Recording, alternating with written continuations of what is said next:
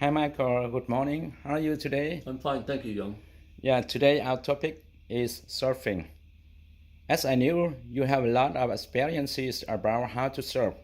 Can you tell me when were you start to learn surfing and why do you love this kind of sporting? Maybe when I was 4 years old, Huntington Beach, my dad was taking me out and I fell in love with surfing. We lived right on the beach, so I had easy access and everything. And now I wanted to tell you a couple things about the balancing on the board is the first thing I'll talk about. The next thing is the sweet spot. That's for positioning yourself on the board and balancing. The third thing is the impact zone that you have to make it out to. That's where the waves are breaking. That's what we call the impact zone. And the pecking order is who gets the wave. There's only one person that can get the wave. Two people catch the wave. It can be very dangerous. Somebody could get hurt.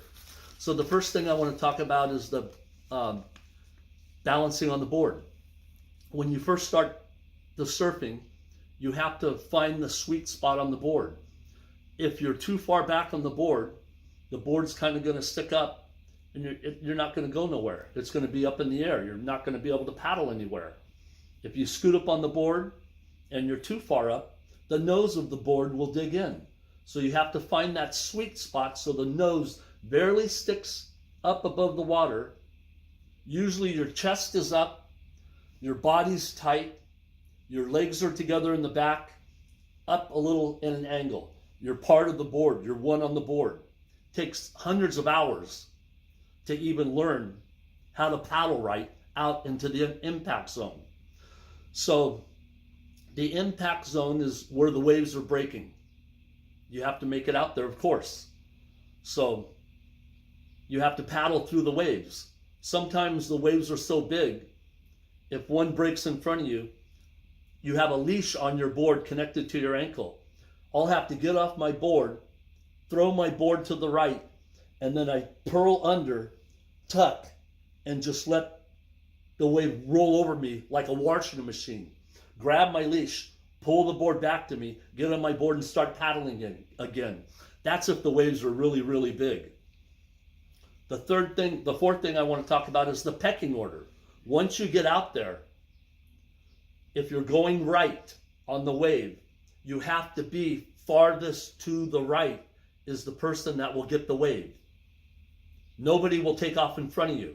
The farther back you are, the farther in the impact zone you are. And that it gets more critical, but everybody's trying to get as deep as they can on the wave. If you're going to the right, anybody takes off in front of you, we're all yelling, "Hey, what are you doing? Get out of my way." I'm going to run them over and we get mad. If somebody will do this consistently, we'll tell them to get out. Leave. You don't know what you're doing. Go to the beginner spot. So this was my second video, and I'm hoping I'll talk to you guys one more time. Next time I'll have a couple different topics to tell you guys. Thank you very much. Yeah, that's very interesting. Thank you, Michael. Thank you very much. Yeah.